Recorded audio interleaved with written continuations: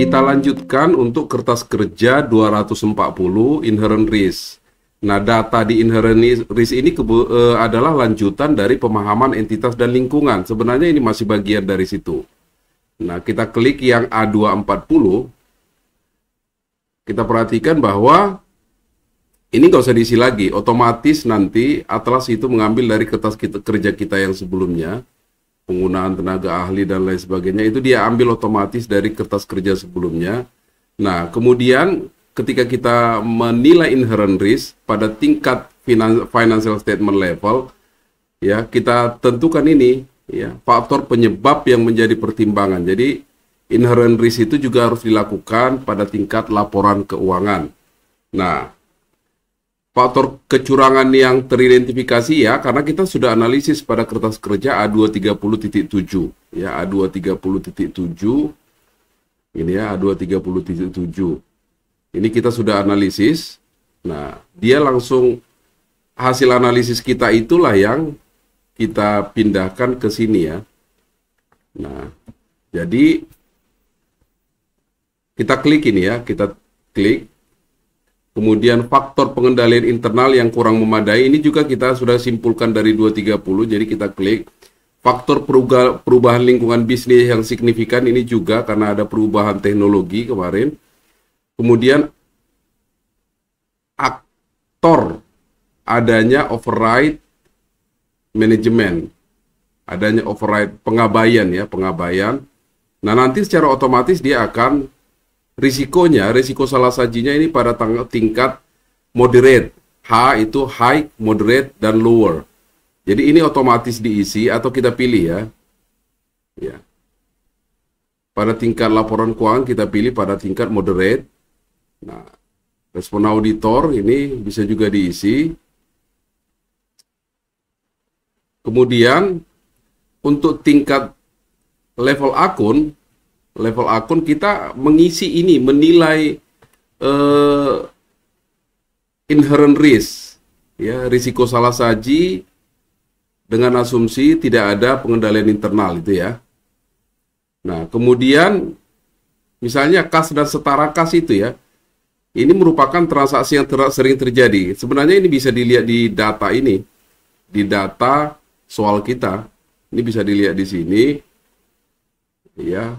Pada sesi inherent risk, merupakan transaksi yang sering terjadi, penjualan piutang usaha, terdapat kontingensi yang teridentifikasi utang pajak, kemudian merupakan akun yang signifikan, itu ada nanti di nomor 20 di bawah, ya ini nomor 20, transaksi dengan pihak berelasi ini terkait pinjaman kepada pemegang saham, ya, kemudian merupakan akun yang memiliki signifikansi transaksi ini tadi ya. Kemudian akun yang menggunakan estimasi imbalan pasca kerja, properti investasi, impairment atas piutang usaha. Tapi saya menambahkan satu lagi, sebenarnya penyusutan juga termasuk di sini. Nah, rentan terhadap fraud itu sediaan dan penjualan. Jadi untuk itu semua kita lihat ini kita isi ya. Merupakan transaksi yang sering terjadi ini ya. Kemudian salah saji yang dikoreksi ini sebenarnya tadi tidak ada ya, tidak. Nah, nanti kalau kita tandai dulu ya, nanti yang lain kita isi tidak. Akun mendapat perhatian khusus. Rentan terhadap perubahan lingkungan bisnis ini juga tidak ada. Terdapat kontingensi berdampak pada kerugian, ini kita nilai apakah memang akun ini merupakan berdampak sesuai dengan kriteria inherent risk factor di atas.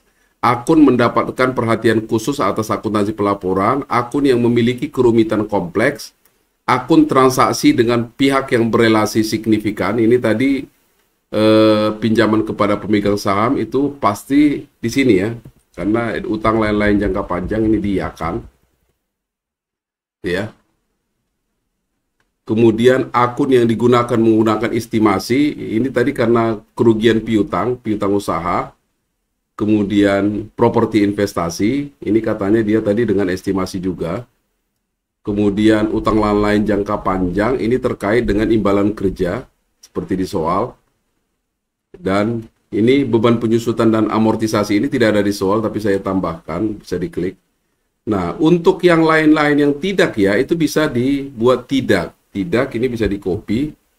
Ini di-copy aja ke bawah. Ya. Kemudian ini juga ke sini gitu ya. Dan seterusnya nanti yang tidak ada isian ya, itu bisa diisi tidak. Ya. Nah, nanti dilanjutin. Kemudian, nah ini rentan terhadap fraud ini langsung diisi oleh atlas yang putih ini. Kemudian ini ya, kalau risiko itu ada dua subsistemnya atau variabelnya, yaitu likelihood of risk occurring, keseringan terjadi, likelihood of risk occurring, kemudian magnitude-nya, besaran. Jadi high atau low ini diisi ya. Jadi kalau risiko itu karena sering terjadi atau besarnya, gitu ya. Nah biasanya kas itu karena dia transaksinya sering terjadi dan besarannya bisa saja ini low sebenarnya ya. Bisa saja low, ini langsung M dia ya. M. Kemudian piutang usaha sering terjadi, magnitude-nya gitu ya. Ini bisa kamu isi sesuai dengan sifat transaksi. Misalnya kalau ini low, artinya kenapa ini low? Karena transaksi itu kemungkinan risikonya terjadi itu jarang ya atau rendah, sedangkan besaran magnitude-nya, impact dari kesalahan itu rendah ya. Ini dasar-dasar manajemen risiko ya. Kemudian ini otomatis diisi juga. Berikutnya faktor risiko signifikan lain, ini semua diisi tidak saja ya. Nah, kemudian keterangan, sebutkan faktor risiko signifikan lain dan pertimbangan likelihood dan magnitude. Jadi kalau kita lihat sebenarnya faktor risiko itu ada 3. Frekuensi, semakin sering terjadi, semakin sering terjadi transaksi, biasanya risikonya semakin banyak atau semakin tinggi. Atau semakin rentan suatu aset, maka risikonya yang akan terjadi semakin tinggi. Jadi kas itu biasanya risikonya tinggi karena sangat rentan. Semakin besar ukurannya, nah inilah dasar kita menentukan apakah magnitude dan likelihood-nya itu tinggi atau rendah. Ada 3 faktor ya, tolong diingat, frekuensi, kerentanan, dan ukuran. Tuh. Nah, jadi kamu isi apakah dia rendah atau tinggi, gitu ya. Nah, nanti setelah diisi itu, ini diisi seluruhnya, biasanya ada juga kita akan memberikan kesimpulan, ya. Karena sudah dilakukan, analisis inherent risk telah dilakukan. Kemudian jangan lupa untuk mengisi waktu yang dihabiskan untuk itu ya. Waktu yang dihabiskan untuk itu. Kemudian A250.2. Oh, ini sudah control list, maaf. Yang sekarang masih inherent risk. Nah. Oke. Nah, kalau sudah selesai, kita masuk ke control risk ya, atau risiko pengendalian.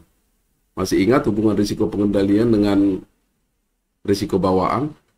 Nah, kalau di risiko pengendalian, ini akun signifikannya nanti aja. Ya, akun signifikan. Kita masuk dulu ke sini ya. Control risk. Yang pertama adalah pada tingkat entitas. Jadi pengendalian itu bisa pada tingkat entitas, bisa pada tingkat transaksi. Pertama kita nilai dulu pada tingkat transaksi. Ya, pada tingkat transaksi. Ini informasinya dari mana? Ya, ini dari soal. Coba perhatikan soalnya. Control risk. Ini CR. Tingkat entitas. Nah, inilah yang kamu masuki data informasi ini, ya, Pertama, lingkungan pengendalian, proses penilaian risiko, aktivitas pengendalian, informasi dan komunikasi, pemantauan dan pengendalian. Kalau kamu perhatikan dadu dari pengendalian internal, nanti lihat catatannya, bahwa satu sisi ada pada tingkat entitas, satu sisi lagi adalah pada tingkat transaksional. Jadi pada tingkat entitas inilah hasil analisis dari auditor. Manajemen telah membudayakan kejujuran, manajemen dalam melakukan rekrutmen dan lain-lain, nanti Anda bisa baca. Nah, kemudian ini kita masukkanlah informasinya ke sini. Ya.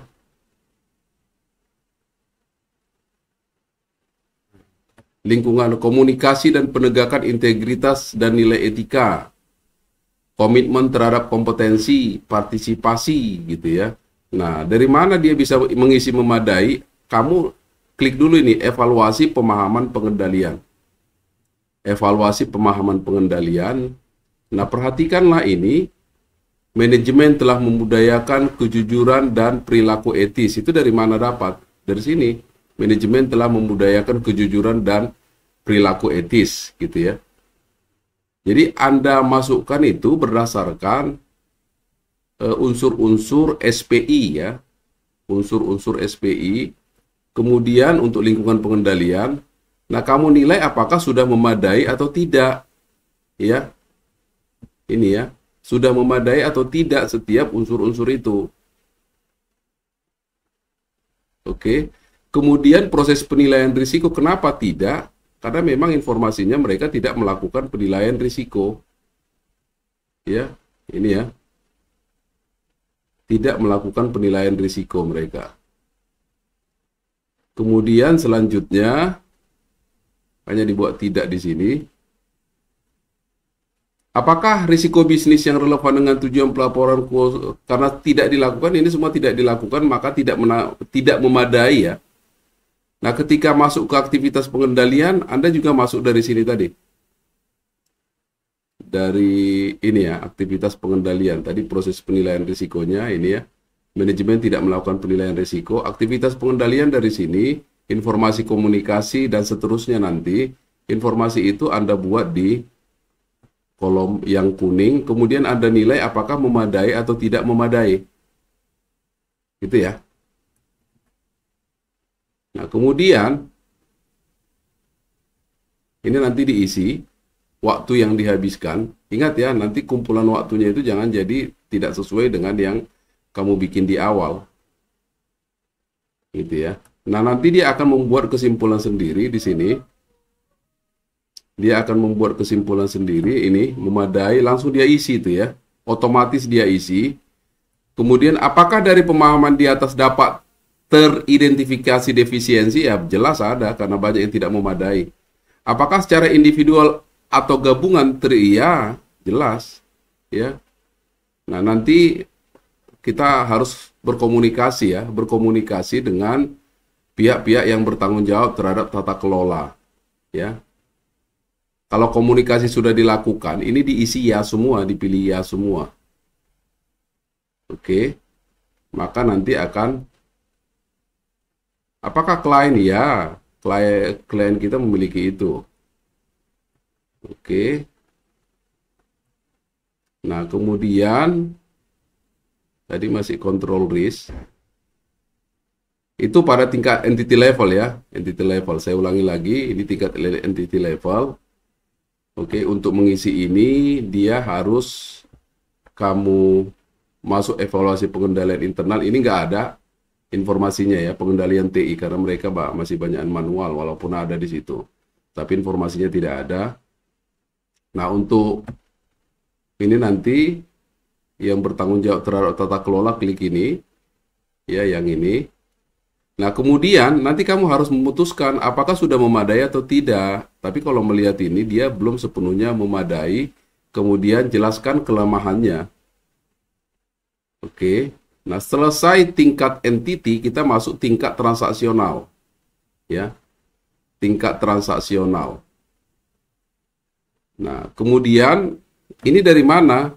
Informasi ini dari kertas kerja yang pernah kita isi tentang proses bisnis. Dia langsung mengambil dari situ. Nah, kita mengisi frekuensinya. Kenapa saya pilih tinggi? Karena ini transaksi yang sering terjadi, ya. Tapi misalnya bisa saja ini rendah, sedang atau apa, tinggi, sedang atau menengah, ya. Tapi saya bikin tinggi saja.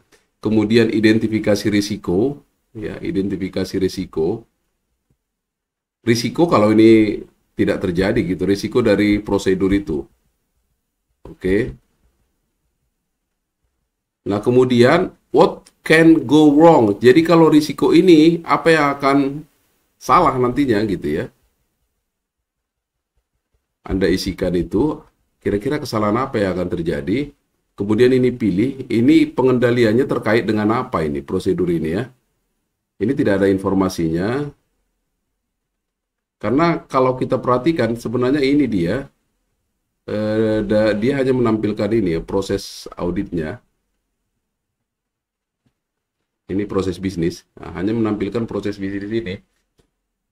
Nah, asersinya nanti diambil dari sini, akun terkaitnya juga ini, hutang usaha, beban pendapatan, sediaan.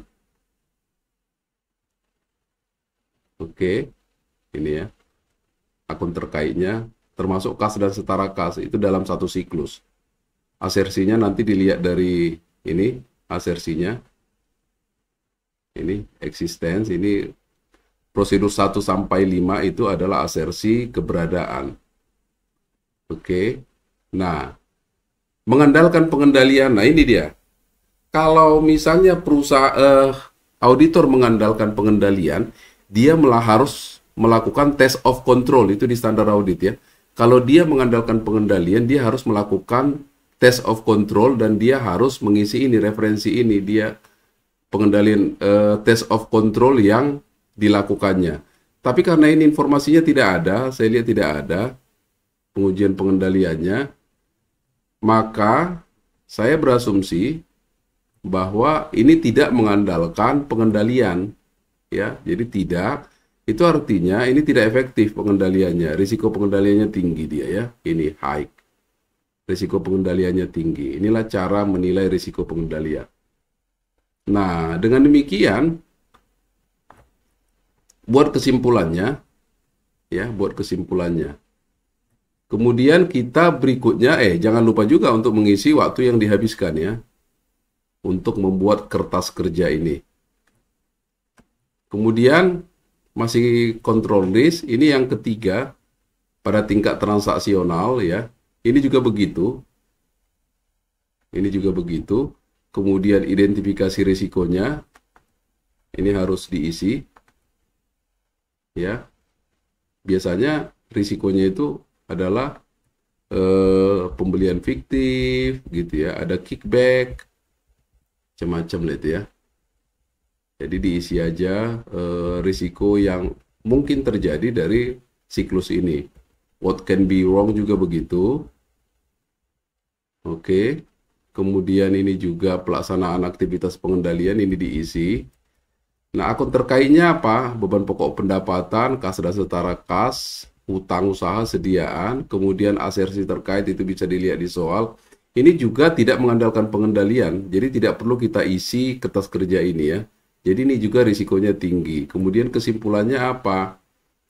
Nah, kesimpulannya adalah tidak sepenuhnya memadai. Jelaskan kelemahan pengendalian tersebut gitu ya. Apa kelemahan pengendalian? Beberapa bisa saja kita tulis gini, dokumen tidak lengkap dan tidak diotorisasi misalnya ya. Ya. Ini jangan lupa isi waktu yang dihabiskan. Nah, kalau sudah nanti sudah berisi begini ya. Oke. Akun signifikan kita akan lanjutkan berikutnya.